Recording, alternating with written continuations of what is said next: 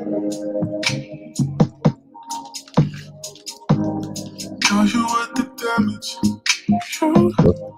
You wanna spend my nights with you, is it okay? You're more than I can manage. Baby, you made me spend my fun safe for this rainy day. The baddest of all. Baby, I'm gonna please you in every modus. I know it's on you that I need to focus. Cause you worth the damage. The thoughts of you, they come in waves. Every other second on my mind, my crazy. Candle blows out, you light me up again. You don't even need your pretty makeup, but you know it. Just bring yourself right here. No one can wait. No one can wake me. You to dreamland. I came through calling on the phone, cause the way you take me, every night you take me to dreamland. So tell me how it gon' be. Girl, your mind, please, no need to show me that I will tear it up, is my guarantee. Oh, oh, oh, oh, oh. And baby, I will exceed all your expectations you got of me. I'll give it to you every day of the week. No, the thoughts you come your way. Every other second on my mind, my crazy. Candle blows out, you light me up again. I don't even need your pretty makeup, but you know it. Just bring yourself right here. No one can wait. Oh, but that's not trying to break me. Don't be so sad, man. I can't do calling on the phone, cause I don't every night you tell me for sure to treat you, girl. No one can wait. No one in this special take. When you touch, I can't do calling off the flight. I found every night you tell me like the way you know it's true. Let's get to it.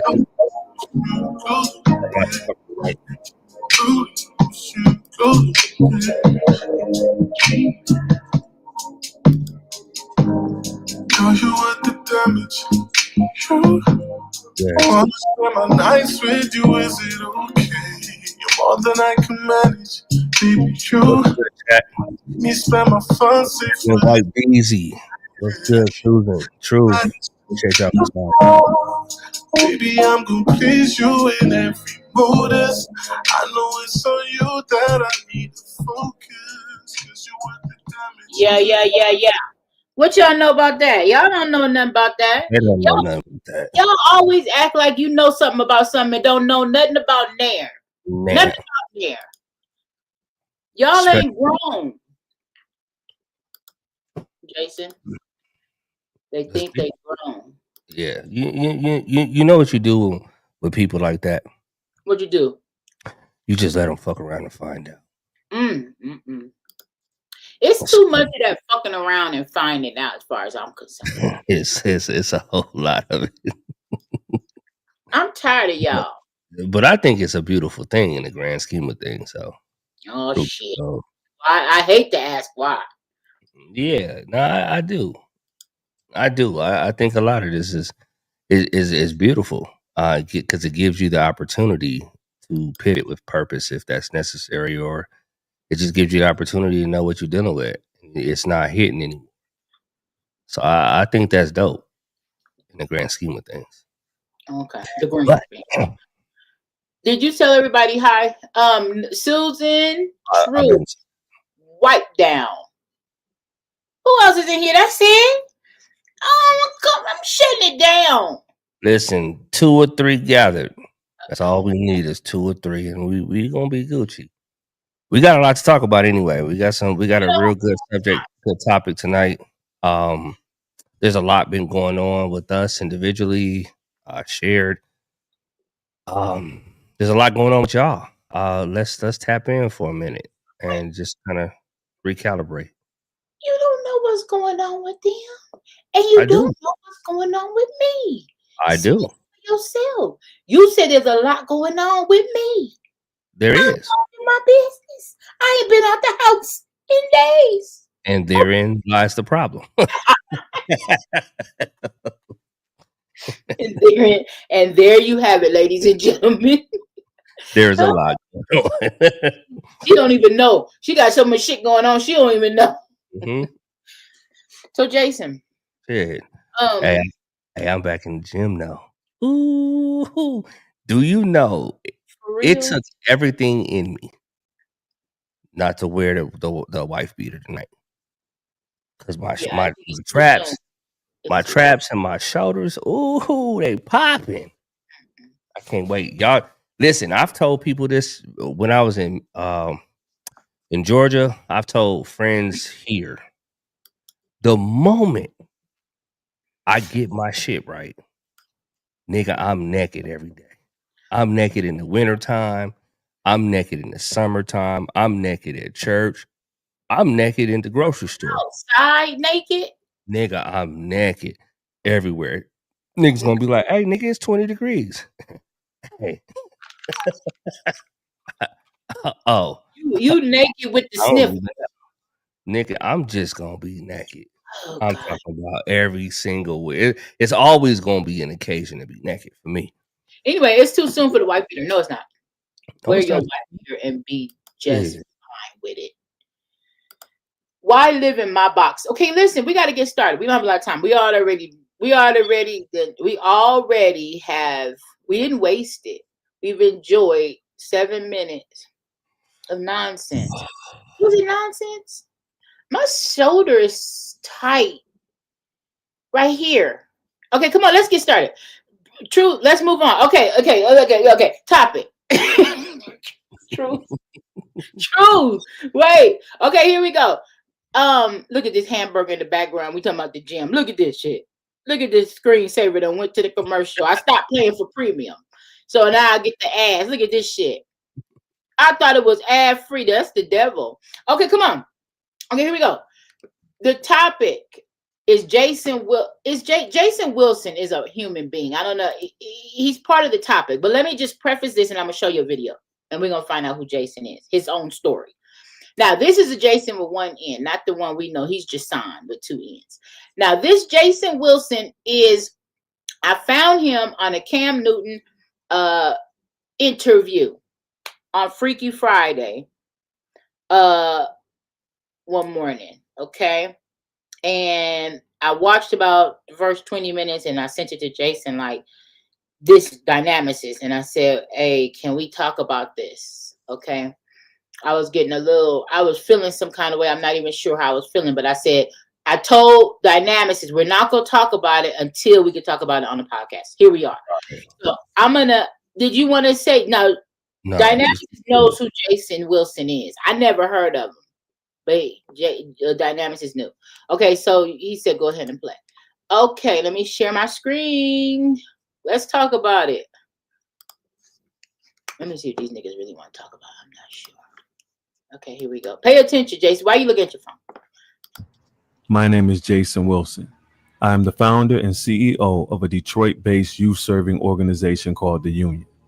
I am also the head instructor of the Cave of Adullam, a faith and principle-based male character strengthening system, which is why I come to you today. But first, let me tell you my story. Growing up, like many young boys, I desired a loving relationship with my father. Any opportunity I could get, I was there next to him. But sadly, that desire wasn't mutual. In his spare time, he would choose his greatest love, bowling, over spending quality time with me. This void in my life allowed the father wound to develop and take root in my heart. My emotional state became very unstable, and fatherlessness became the fuel for my anger, my fears, my lack of focus, and even resentment towards the person that was always there, my mother. A father to a son is like a map on a road trip. Without the map, you will experience frustration, misdirection, and possibly become lost on your journey. However, with a map, you can see your options, avoid going the wrong way, and take the most sensible route to your destination. My wandering eventually led me to martial arts, but sadly, my father, nor any man, was around long enough to see that this one interest could possibly impact future generations of African American young men. So I turned to the streets.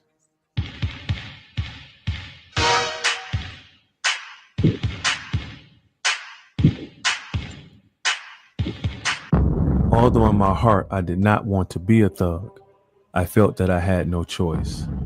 I conformed to my surroundings and put on the mask of being hard so that I could hide and not cry from the pain of being neglected and not being trained into manhood. And as I fast forward to now, I still see the same pain, frustration, and anger when I walk through the halls of many Detroit public schools. Our boys are angry because everyone expects them to act like a man, yet there's not a man in their lives patiently teaching them how to be one, except these individuals. So I had to create the counter to this evil. Now I welcome you to the Cave of Adullam.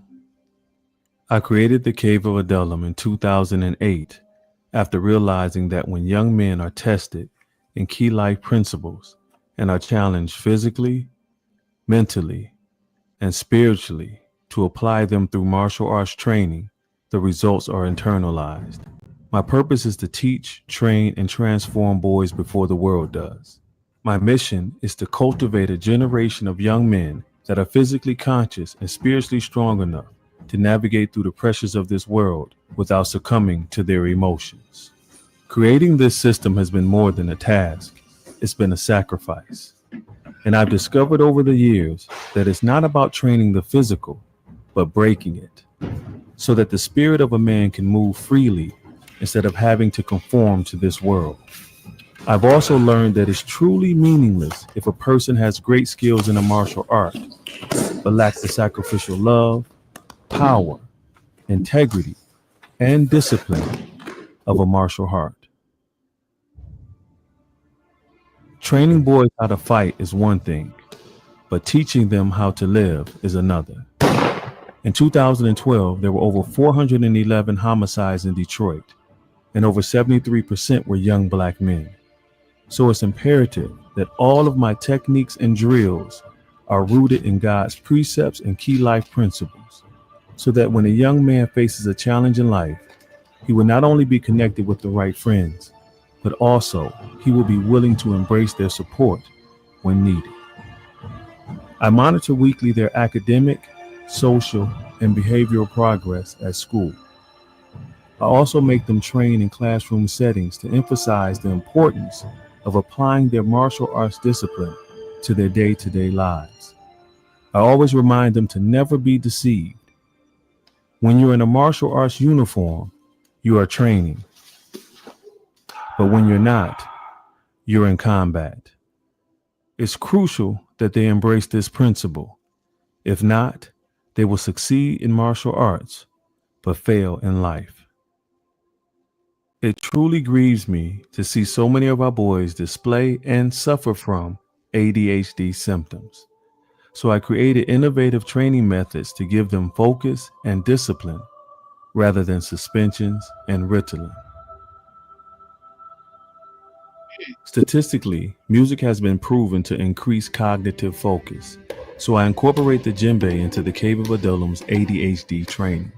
The student must remain focused, but yet calm enough to quickly respond to the sound of the djembe. There's another injustice that's greatly affecting the lives of the young men in Detroit and beyond, so I created a training specifically designed to counter this evil. It's called bully. boldly united to liberate the lives of youth. I've worked diligently creating mental and martial drills and defenses specifically for threats associated with bullyism. Each student will learn how to walk and talk with assertiveness, recognize the signs of a potential threat, rule their emotions, and demonstrably defend themselves if necessary. If I am awarded this funding, I will be able to continue to focus on and develop what our community, country, and world needs. Young Black men that are physically conscious and spiritually strong enough to navigate through the pressures of this world and conquer their emotions with a resolute spirit. 16 people. Together.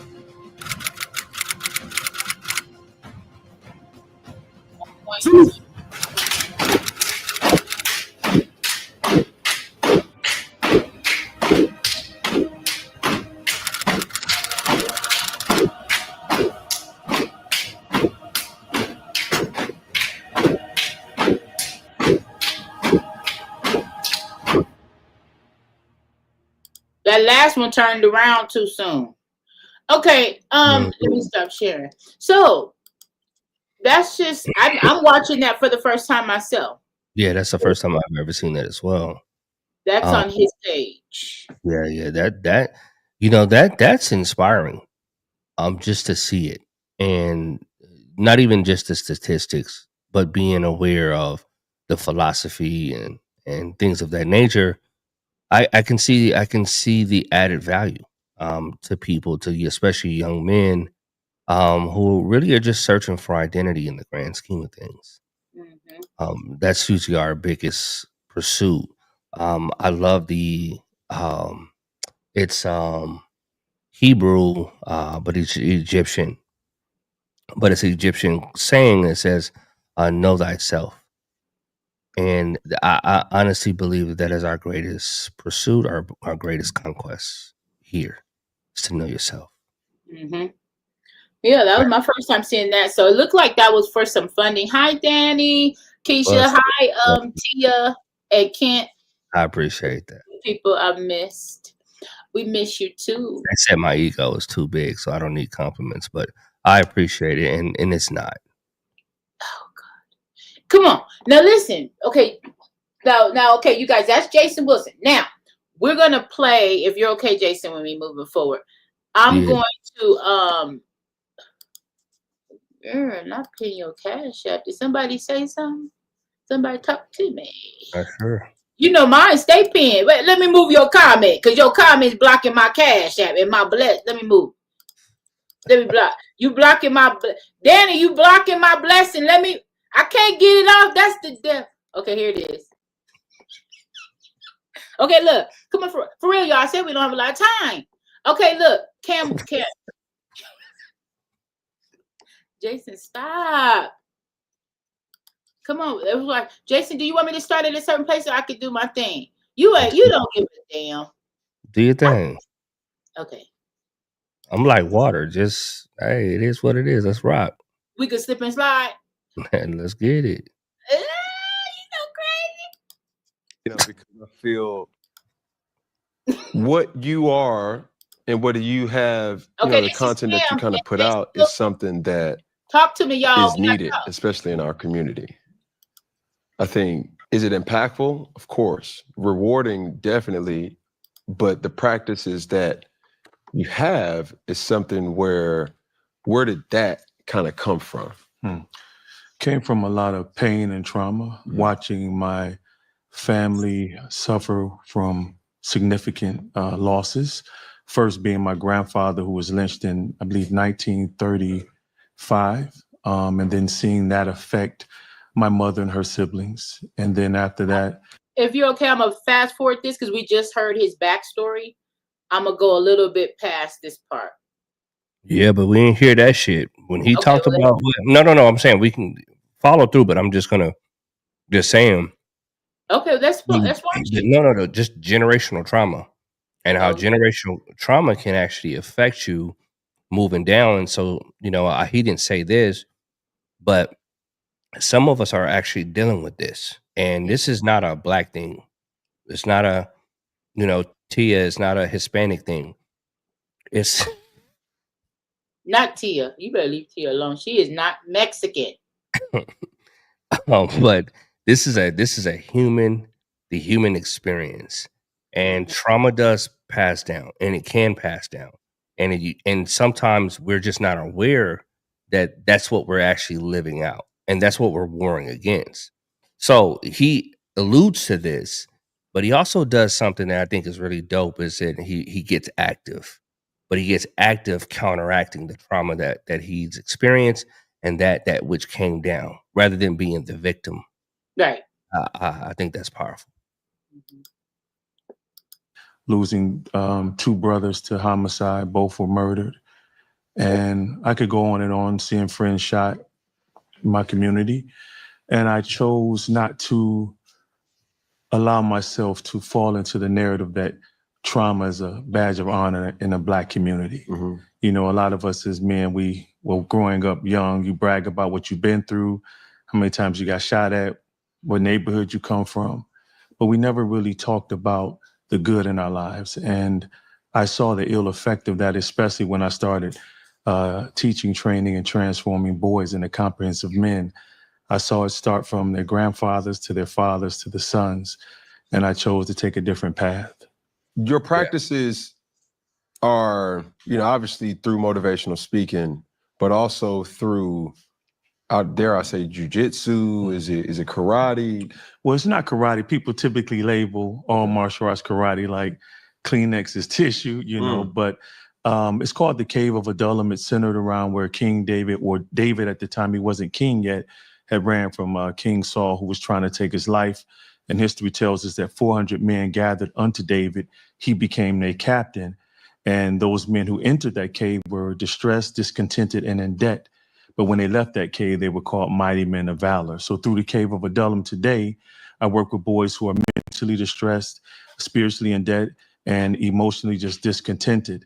And they gather at the Cave of Adullam in Detroit, and they train. We use martial arts, judo, jujitsu, Muay Thai, and stick fighting. And of course, everything is rooted in biblical principles to help them deal with the emotions that tend to master them in the wrong moment. Yeah, biblical principles. Do you go as a pastor? Do you go as anybody from, that the cloth, so to speak? When you say, do I go as the teacher, you mean? Yeah, but like on Sunday, are you a preacher? I mean, I was ordained a minister. Okay. But the Cave of Adullam is a transformational training academy where boys gather and the fathers come to watch the training. Instead of calling me sensei, they call me sharath, which in Hebrew means servant. And so I try not to take a position where I leave Christ to lead. And so I'm just a servant, and I go in and help boys navigate through all that they're dealing with so they can stop succumbing to their emotions and live in the moment and stop ruining their lives. Still on the point of biblical principles. Real quick, I want to say, when he talks about succumbing to your emotions, and I know this is a male-based program, young boys, and when he says it's rooted in biblical principle, sometimes the way Cam is, I guess, trying to ask the question, it gets a little awkward sometimes, but it's kind of happening right there. He's not sure how to say it, but the bottom line is Christianity. Is it based out of Christianity, right? Wouldn't that be is that what he's trying to ask there when he says biblical principle? I mean, what else could it be if it's not? Yeah. King David? I do think that's where he was going with that, but he also wants to kind of leave it open, right? So that Jason could kind of create the storyline for himself, rather than just jump into an assumed conclusion. So yeah, I mean, that's exactly what I think he was getting at, because again, it sounds like it will be Christian based, just solely that, and what we're familiar with is people in the church, and then what they've done with certain organizations and how they've got kind of moved forward with it. So he's given Jason the opportunity to kind of define this. and give us insight into kind of how you approach this process. And he says something that was dope though when he talks about, and he says this later on. I'm not sure if we'll even cover this, but he talks about how his goal is not to lead with words, but by action. He said because young people don't listen to what you say anyway; they see what you do. Mm-hmm. And that's going to be the biggest determining factor of if you have what I call credibility with them, right? Because that's the currency, is not so much what you say, but what you do. And let me say this too, because we have, I work with women and mothers and parents who are parents.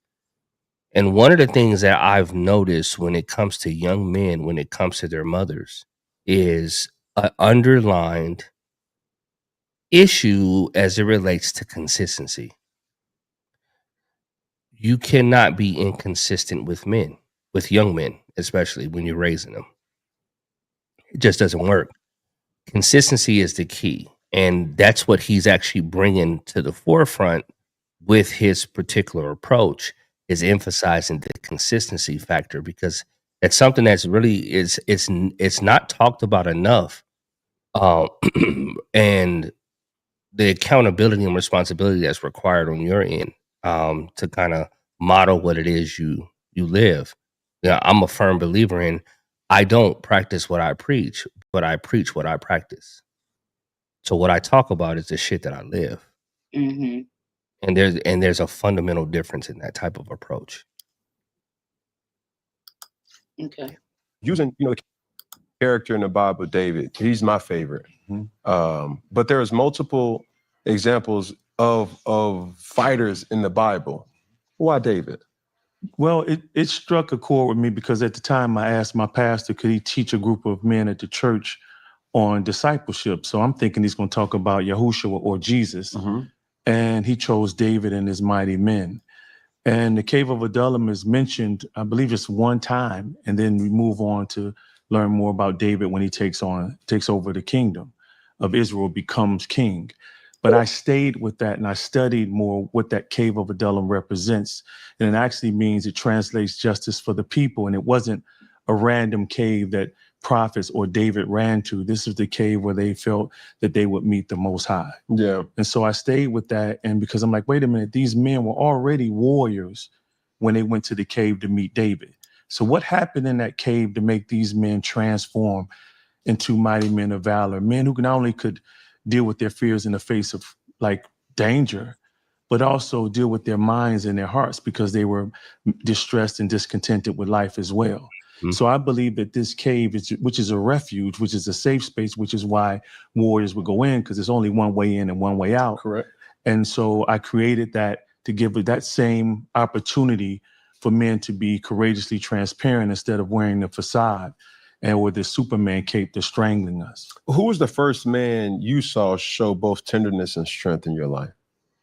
Property management is easy, said no one, ever. What if there was a smarter way? Introducing... That's a good question.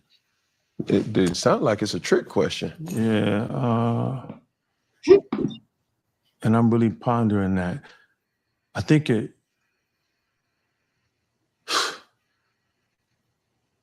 the natural, I would say it had to be me.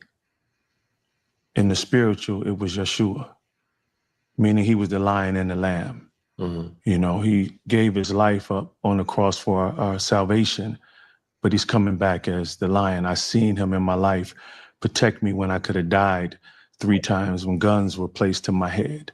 But then I seen him love me and be tender and let me know that I was beyond performing, that he loves me for whoever I am. And that perfect balance is what kept me here where I am today.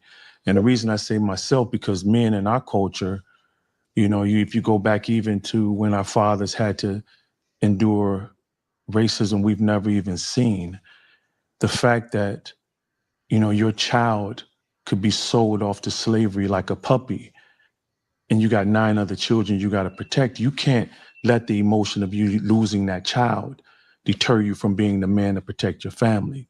So think of all of that intergenerational trauma or repressed emotion that's held in the hearts of men, or specifically in regard to our conversation, Black men, that's being transferred throughout generation. The behavior patterns of us not being allowed to raise our children, but co-create children. So just basically a breeder. You have sex because you're strong. We want to match you with this slave because the way she's built, so we can have a stronger child that can come up. Then you see those patterns continue throughout our history perpetually. And so when you think of, you ask the question, who has been in my life that's been a comprehensive man, strong but sensitive, courageous, but also compassionate? They didn't have the opportunity. Men of our era couldn't talk like me and you talking right now. My father's era, I mean. They would go gamble. When my brother got murdered, he found out some information on it at a pool hall where everyone wears a facade. Everyone fakes it. And you understand this by being a professional athlete. You can't even convey that you're injured to your coaches because it may jeopardize your playing time.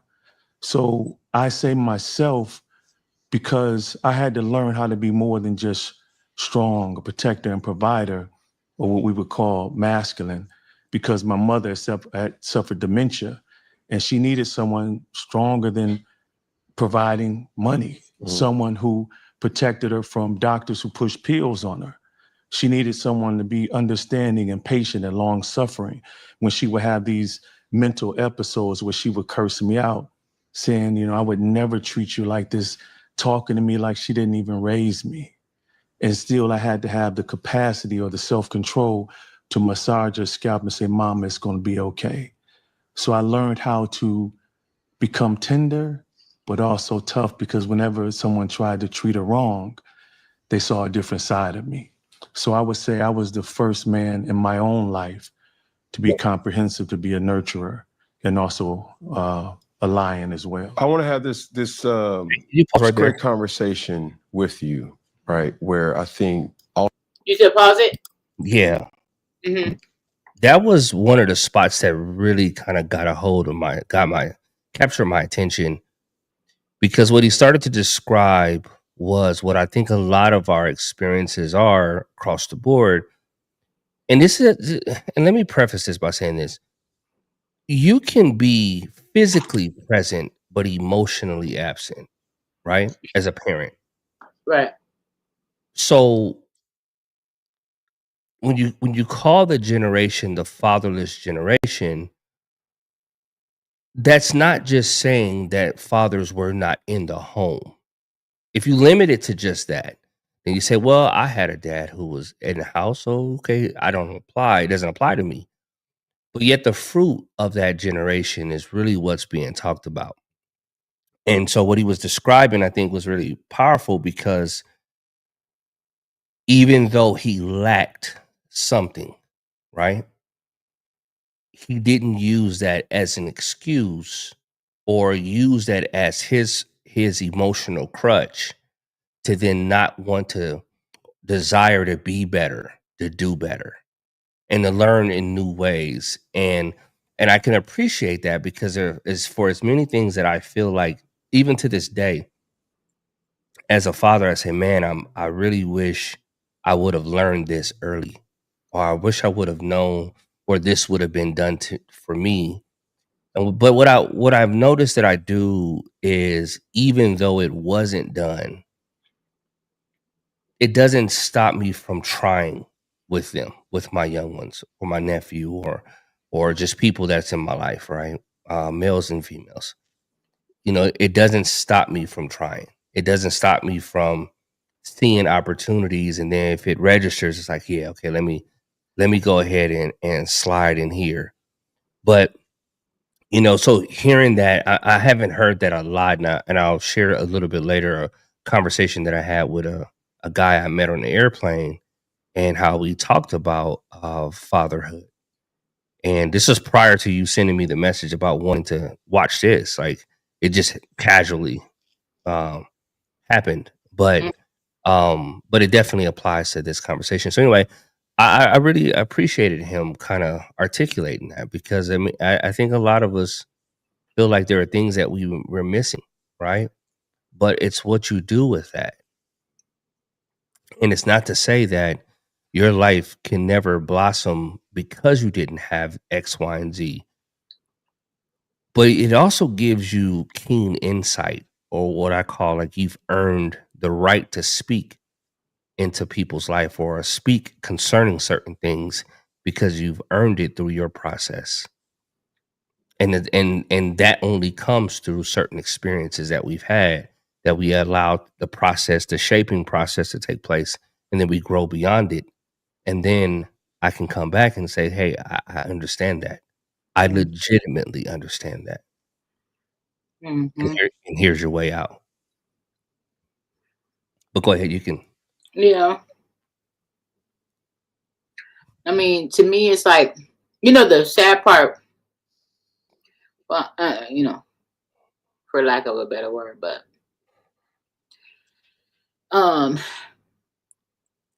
like they say, well, the saying, when you know better, you do better.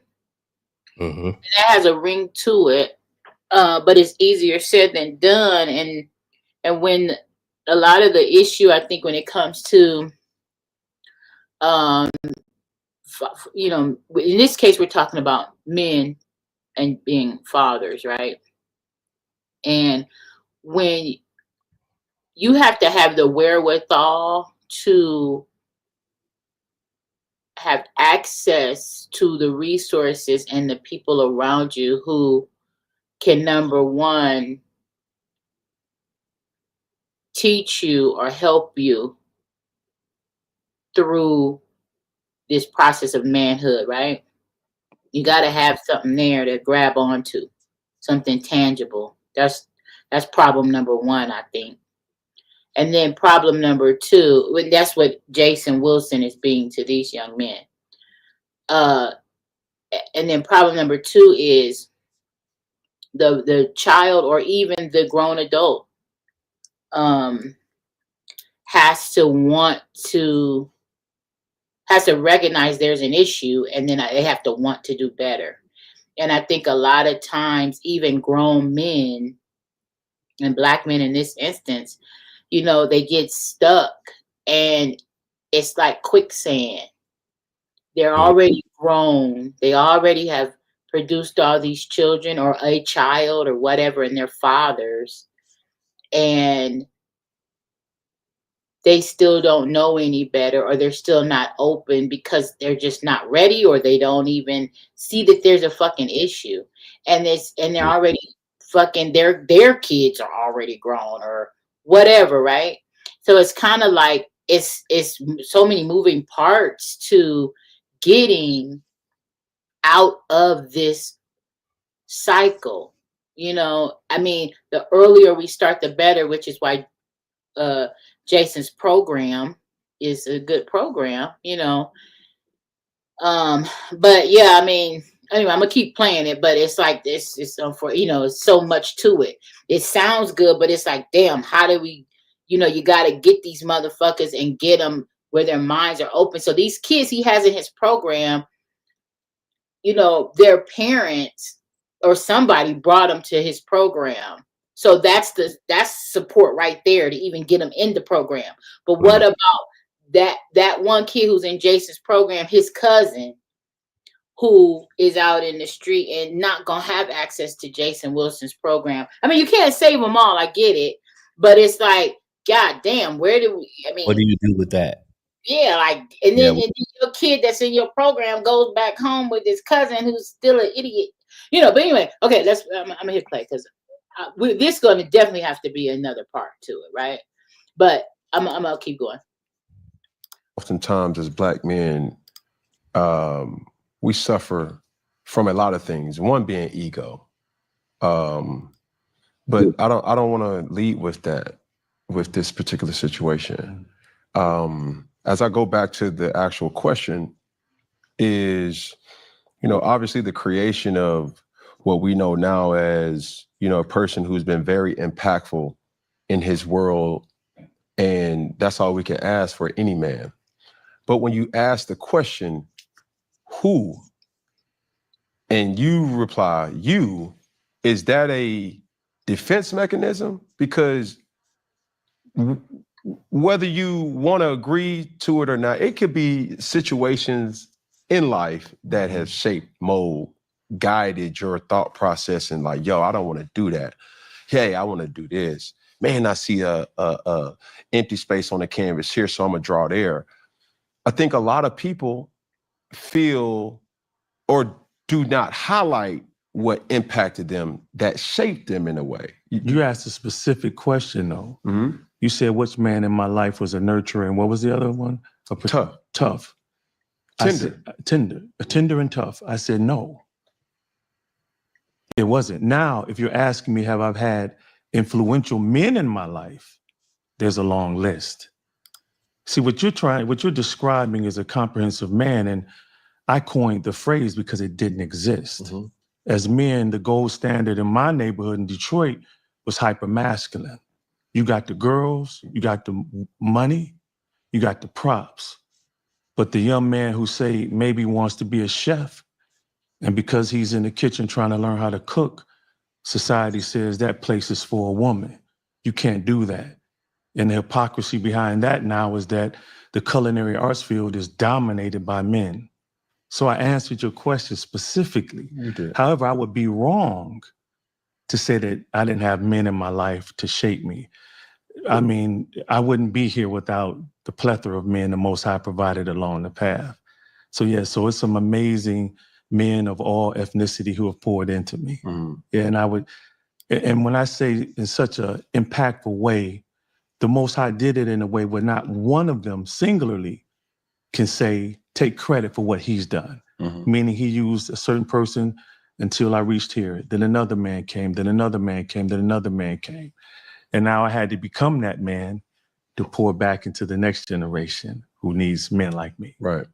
Now, I will ask this because I've had the opportunity to sit knee to knee or across from individuals that have been pastors, have been, priests, have been doctors, have been, in their field, experts, right? And my common question to that is, why should men listen to you, or why should boys listen to you? Scripture say be a living epistle, basically walk it out. I don't want them just to listen to me. I want them to watch me. They don't listen to what we say anyway. Mm-hmm. Children don't. They watch what we do. That's why they lost, and so I be what I want them to see. I don't have to speak it as much as I have to walk it. And that's where I believe the issue is for working with youth and men and young men for over 20 years. They see me personally when the lights are off, when I tell them to learn from the good that I do and the bad that I do. Mm-hmm. If you see me short with my wife and not patient, you don't do that. If you see me loving her, reconciling when I'm wrong, you see me sacrificing my body and my mind to pour into others, that's what we do. Mm. And so it's too much talk. Even Yeshua, Jesus said the people don't believe because they don't see signs and wonders. See, the key is about living it out. Go therefore into all the nations. It's an action. Love is an action word anyway. I say love is all theory until it's been tested anyway. That's good. So I don't want people to necessarily just follow what I say. Test my fruit. Mm. And when they test my fruit, they'll say then that the Lord is good. In this directive of, certain practices and certain teachings, mm-hmm. It's a constant reminder because I was raised in church, right? Mm-hmm. Father was, still is a pastor, bishop, and Pentecostal, church all day. you know what I'm saying? Yes, I would be open to say this, even though my religion and Christianity gave me so much of a foundation of what and what not to do, it also handicapped me to being the first figure of judging. You know what I'm saying? Break that down. So there's a common phrase in church when I was going to church that's not of God. Mm. That ain't of God. Mm-hmm. That ain't. I was going to church. And I would always question, but what does that mean? Mm. And when you talk to churchgoers, it's a holier than thou type of flow. I say all that to say, your practice is Christianity. No. What is it? My practice, when you're talking about the cave of Adullam or who I am as a man, Yes. it's servanthood. It's I'm a disciple of Christ. Christianity is a system. I am a Christ follower. You say if I'm a Christian, that literally means you're a Christ follower. I follow Christ, and I'm a servant of the Most High. Now, when you were talking about growing up in church as well, and people saying that's not of God, and this, am I having a problem with that? Because I don't want, because I want to put him in a box. Because it's like he's talking in circles. Are you a Christian or not? That's what Cam is asking you. Is it Christ-based? Is what I know it's more than that, but your foundation, based on everything that he's been saying, tells me it's Christ-based. He ain't talked about Buddha. He ain't talked about Islam. He may know all these things, but his foundation, even in the video, it's biblical. Why won't he just say that? I think what he's doing is making a distinction because of labeling. So you know how marketing works, right? When you have an idea, it's not about how good the idea is. Realistically speaking, it's how well it can catch a hold of people's attention. Right? You can have a great product, but if it doesn't catch people's attention, it'll just sit on the shelves. Right. So how you market makes a difference. What I heard him say, and when he made the distinction, is my humanity is first. This is who I am. This other, all of this extra stuff, that's secondary. And interesting enough, I think what he's really focusing more on is character, not so much your the labeling of your t-shirt. So and I think when it comes to the landscape that we have out here with different programs, different people who are saying that they're this, that, and the third, his thing is, listen, I'm just a servant. And we work, and I work from character development. And so my character is X, Y, and Z. I felt like that's where he's going with that, because when he said that, I get that, because I don't introduce myself as a Christian. Never do. As a matter of fact, interesting enough, that's not even a biblical term per se. That's no different than calling somebody a nigga and meaning that term derogatory. Most people don't realize that the term Christian was actually a slur back in the day. That's where it came from. They were called little Christs. So it was a way to mock this group of people that believed in them. What the people in Scripture, what they called themselves, were followers of the way. And that's what he was talking about. I'm a follower of, I'm a servant of, right? So he's actually describing the nuance that's kind of been lost in translation as it relates to what does it mean to quote unquote reside under this banner. I'm not a banner driven individual. I'm character driven. My character is shaped by Jesus. And that's what he said, right? He says this a little bit later. Does it make sense? Or is it still kind of confusing? No, it makes sense. Yeah, because I was having a problem with that throughout. I guess the part I was having an issue with, or that I think I have this issue across the board, and it's my own personal issue, not just with him. Because so far I like what he says and stuff like that. Oh, yeah, you do.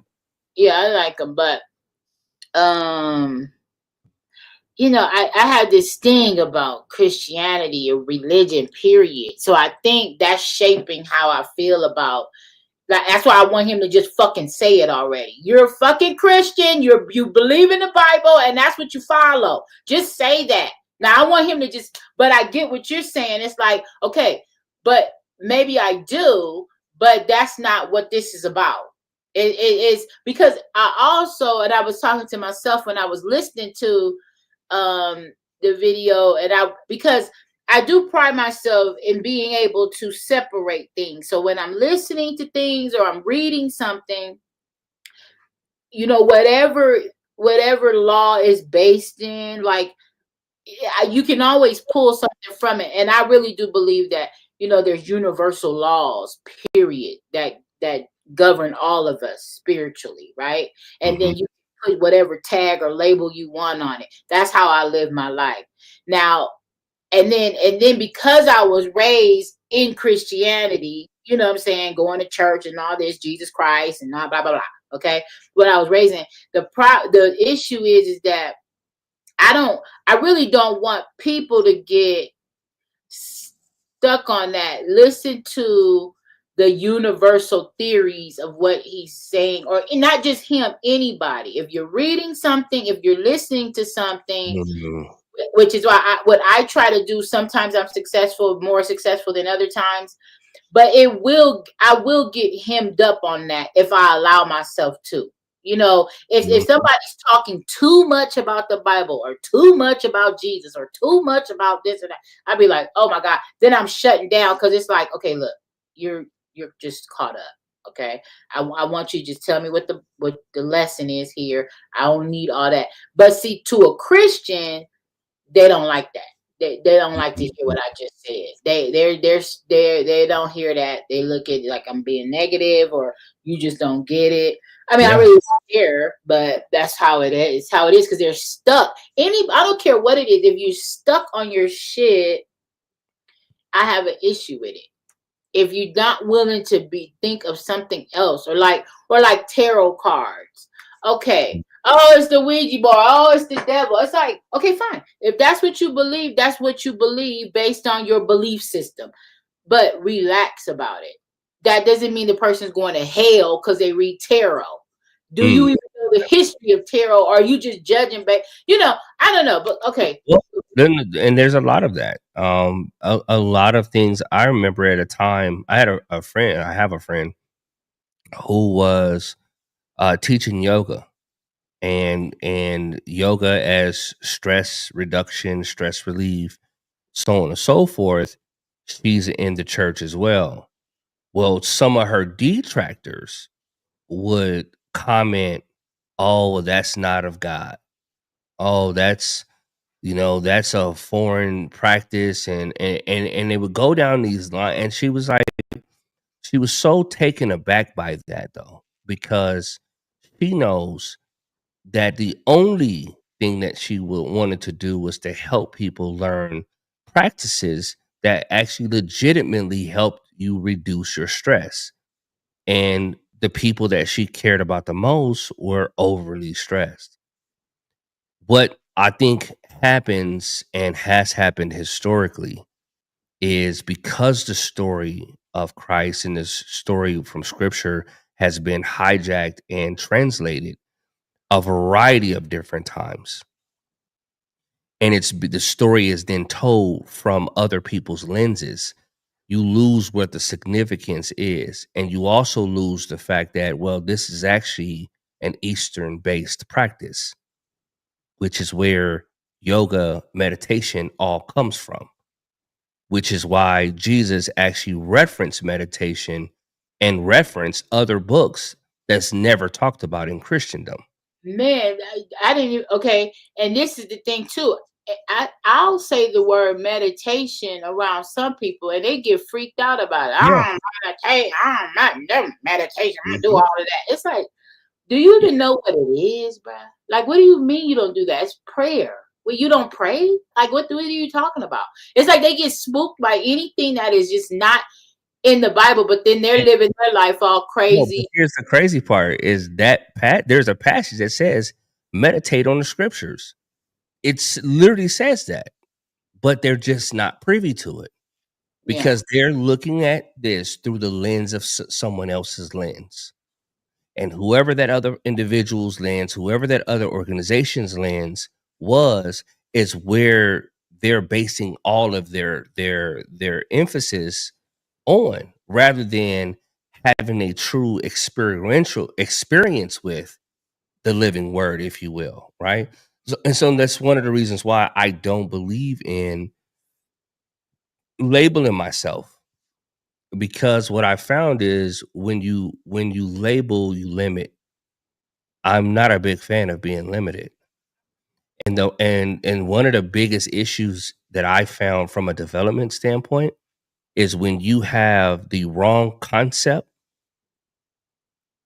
it's no different than having the wrong recipe and you're trying to recreate something that just won't happen. Because there's some ingredient that there's a key ingredient that you're missing. And no matter how many times you try to make whatever this dish is, until you get that key ingredient, that dish is going to come out different every time.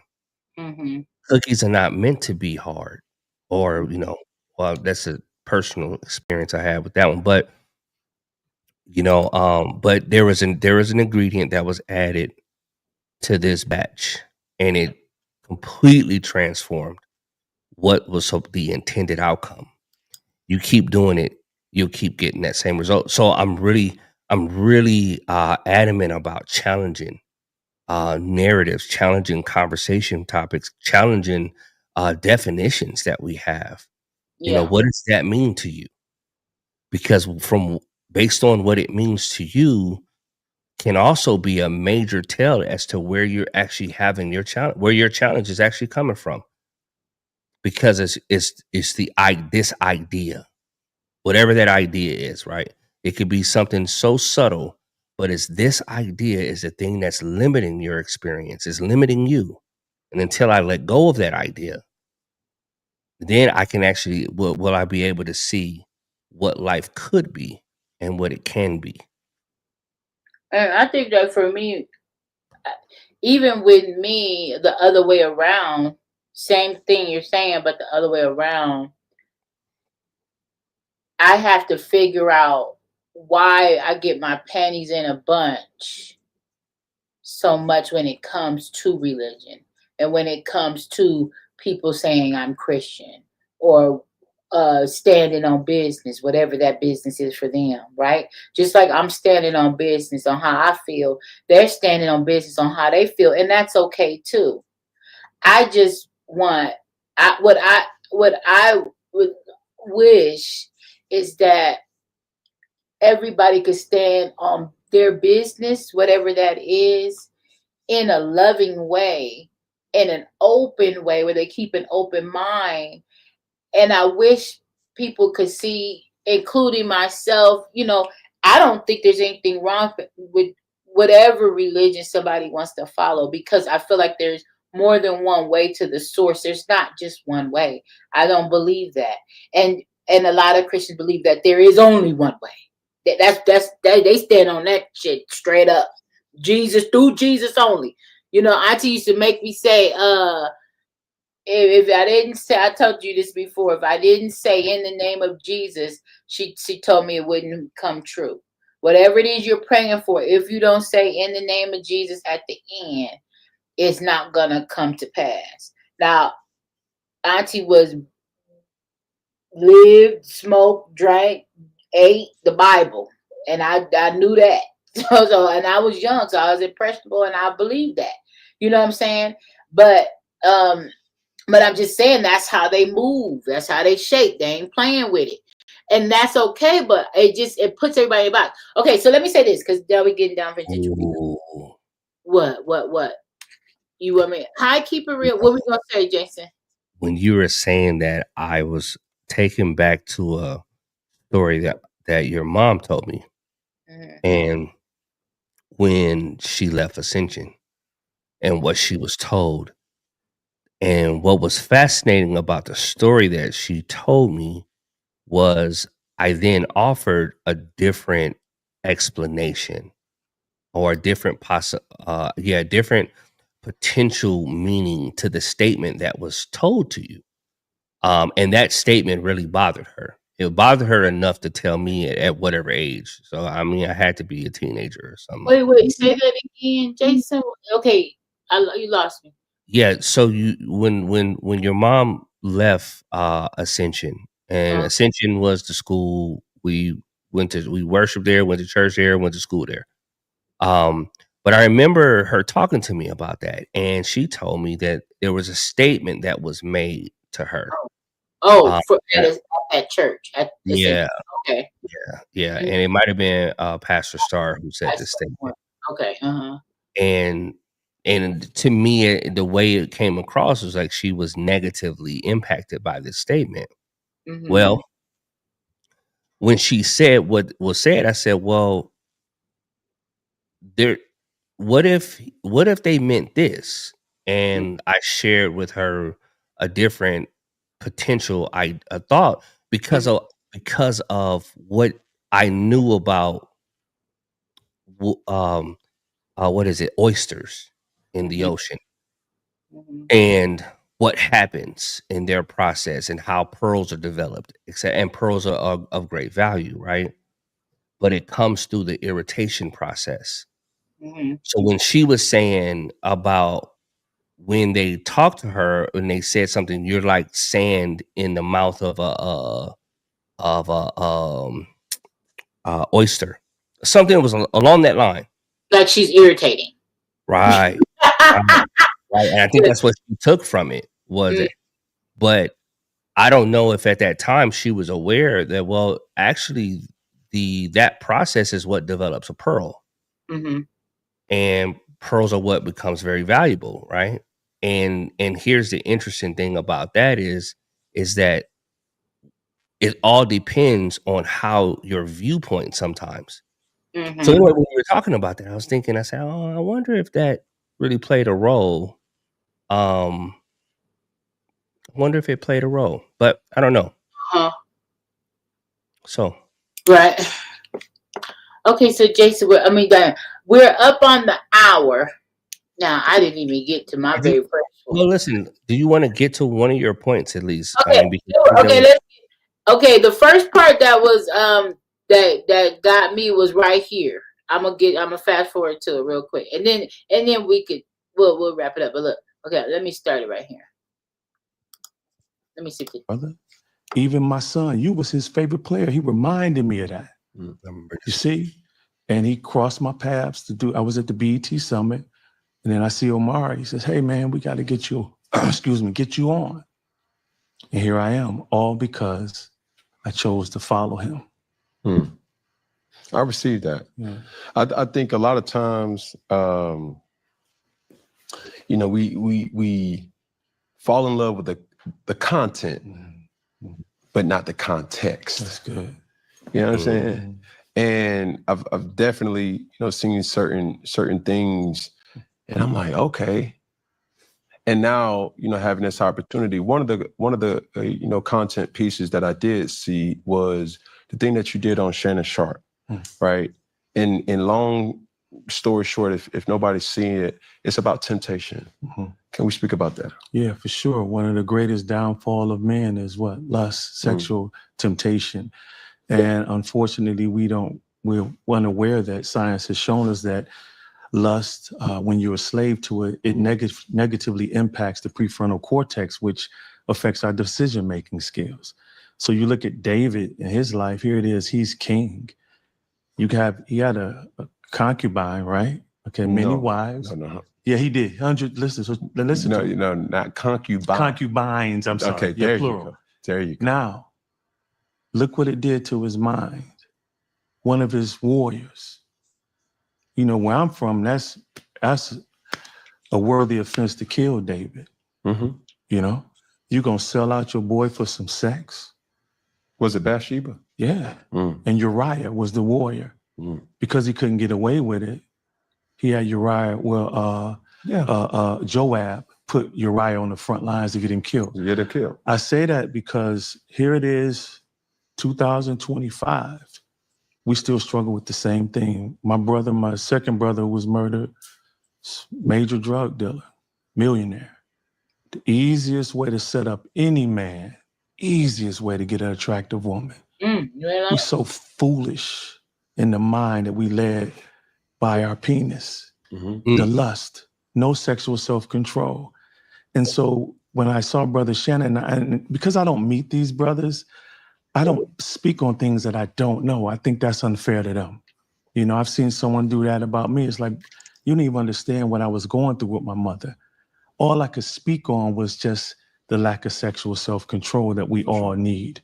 I see it affect the boys that I work with, how you have good fathers, but because of the lack of sexual self-control, or even deeper, brother, it falls into a lack of self-love. If we really deal on a psychological level, what makes you become a Lothario, or a man who's promiscuous, that he doesn't even value his own temple, that he got to sleep with everyone else for affirmation.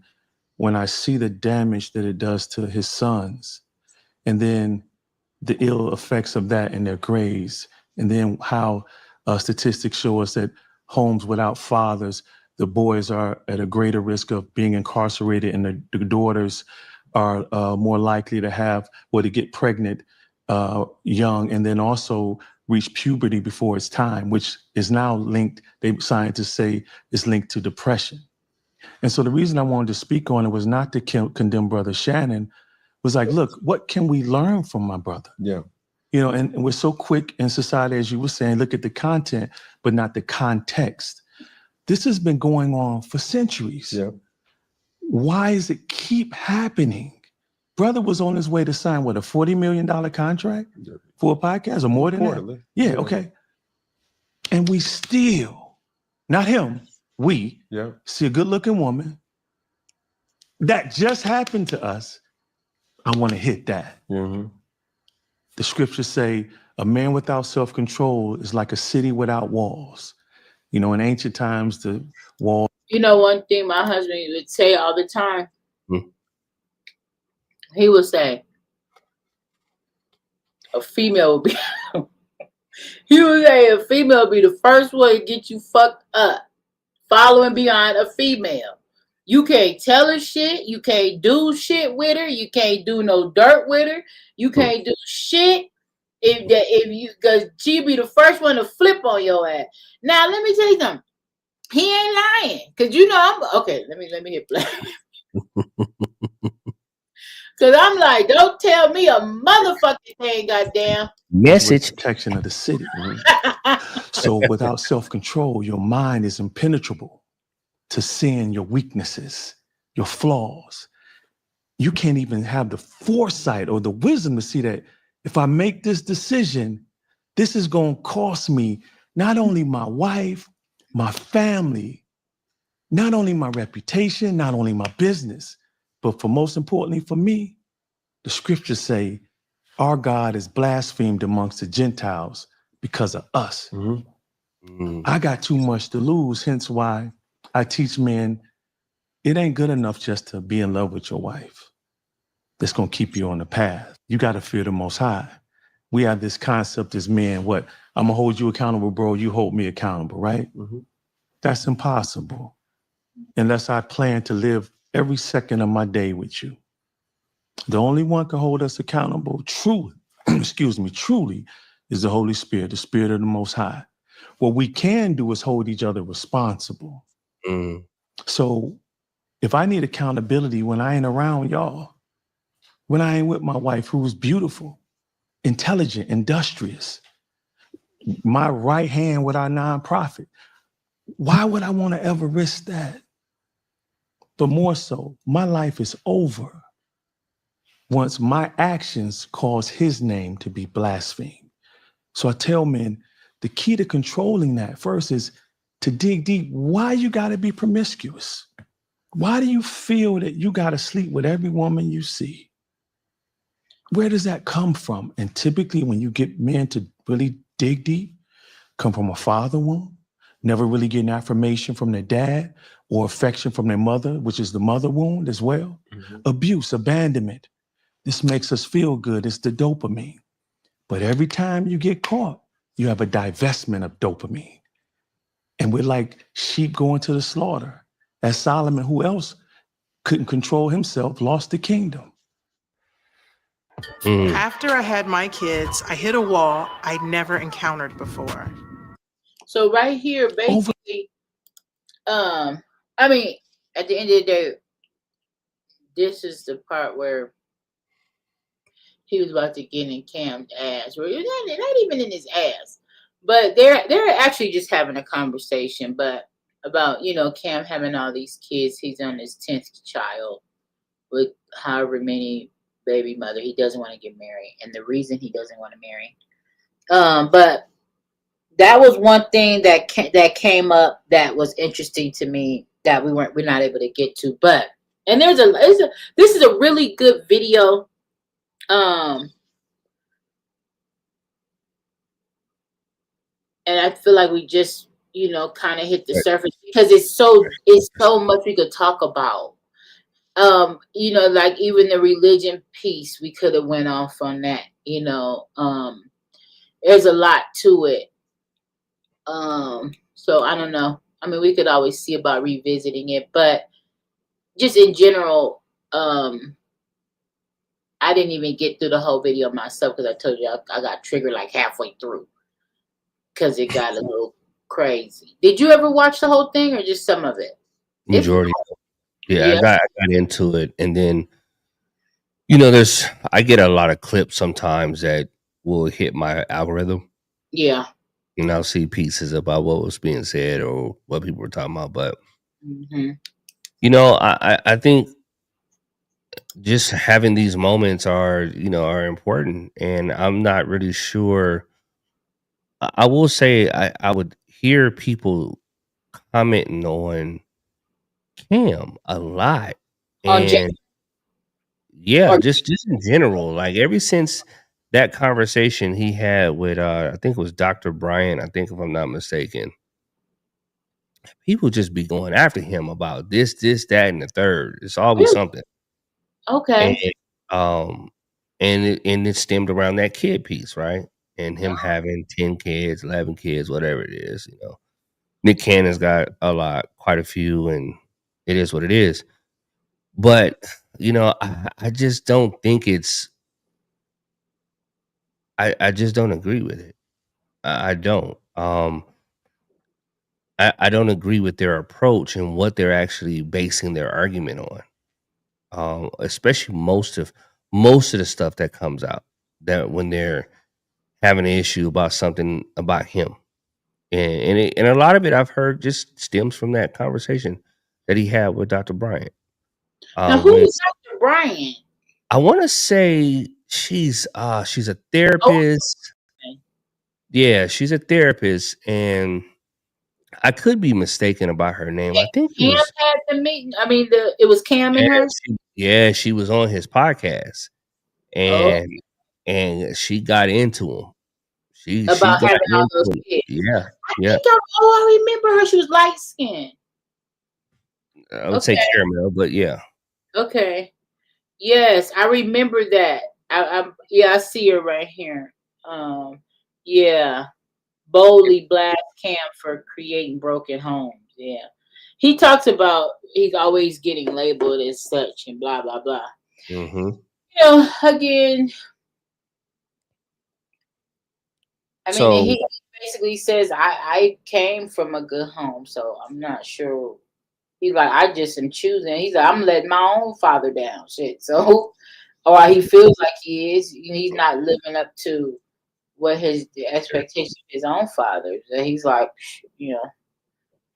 at some point, you just deal with it. You know what I'm saying? So, I mean, not deal with it, but it's your life.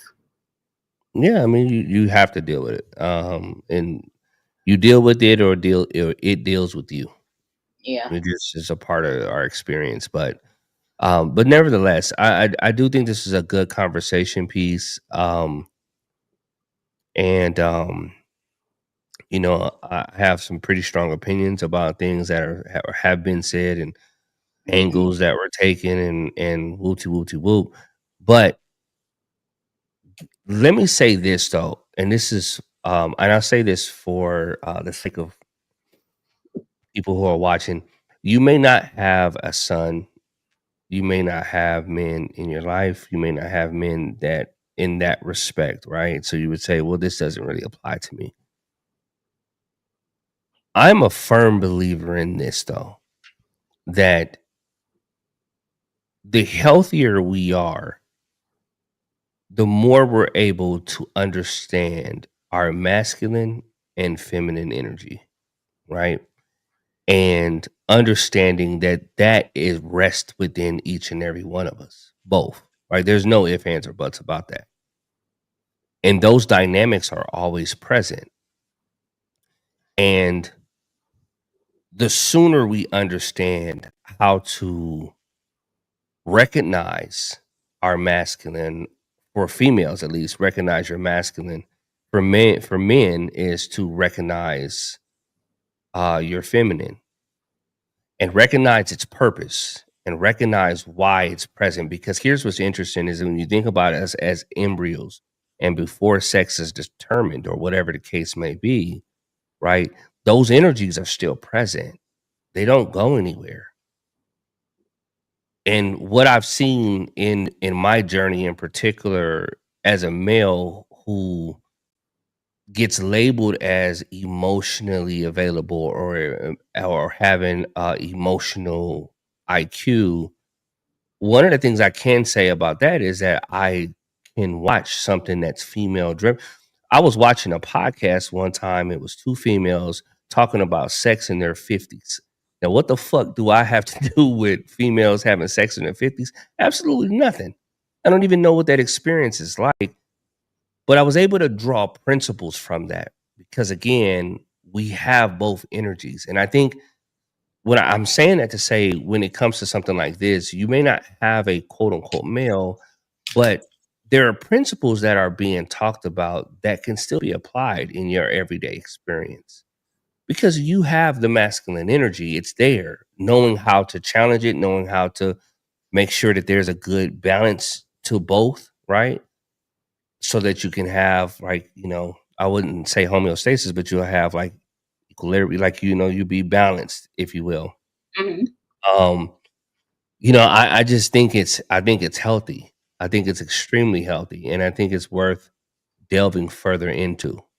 So this is not just a podcast just for men only.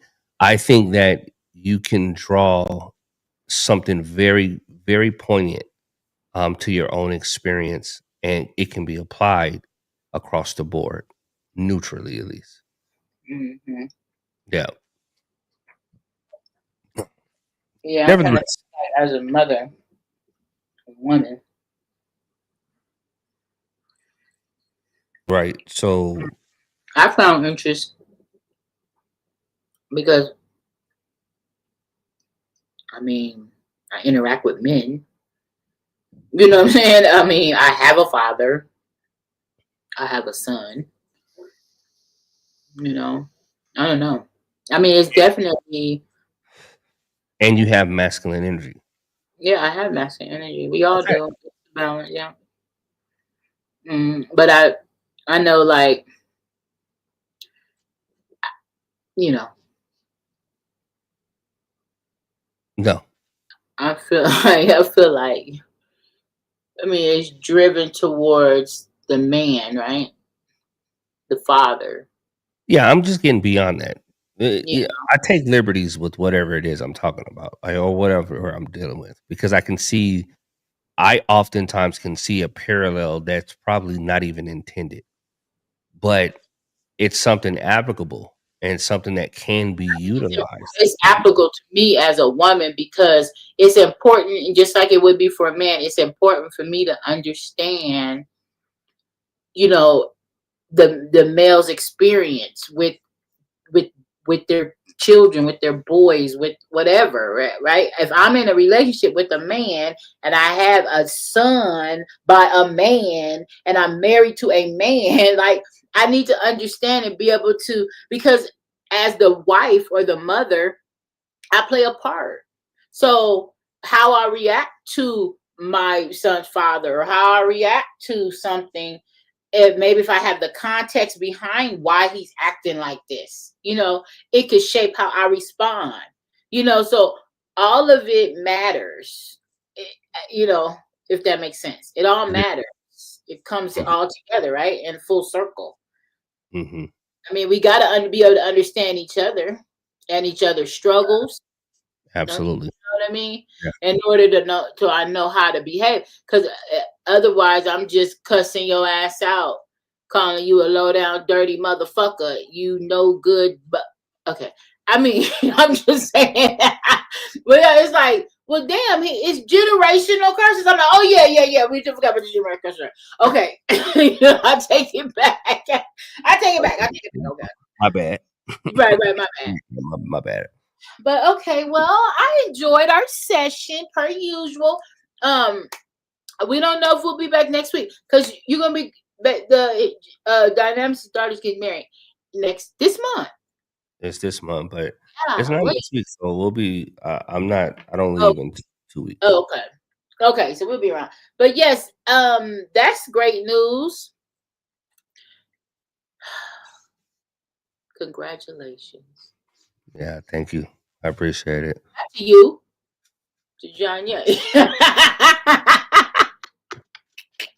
He don't appreciate it. No, not to you. Okay, I love you, Jason. Okay, I love you guys too, and thank you for coming. Spread the word. Do something good. Be kind. Yes, let's do that. What you just And eat? we'll see you guys next week, huh? Tell me what you was eating. A sandwich? What were you eating earlier? I was eating a banana. Oh, that was a banana? Mm-hmm. I guess it could have been. It was white. I thought it was a sandwich. You were far away on the screen. Okay, it doesn't matter. Okay. Oh, yes, that was a banana. I need the potassium. Ew. What? That's sexual. No, it's not. It's potassium. I need that for my. To help your sex drive. No, that's to help with the lactic acid in my muscles. Oh, I forgot you're working out now. Yeah. You're working out. God, we got to all wake up. That's happy news. Yes, it is. His daughter's getting married. Susan. Man. Yeah. Life goes on. We all move forward. Where am I going with it? I need to go. Ooh. Not sure what's happening. Wait, and then I throw my compression sock over my shoulder. Let's go. It's time to go to bed. I gotta take all this shit off I put on just for y'all. If only you knew what I look like under. Okay, let's go. Bye. See you next week, guys. Yeah, Okay.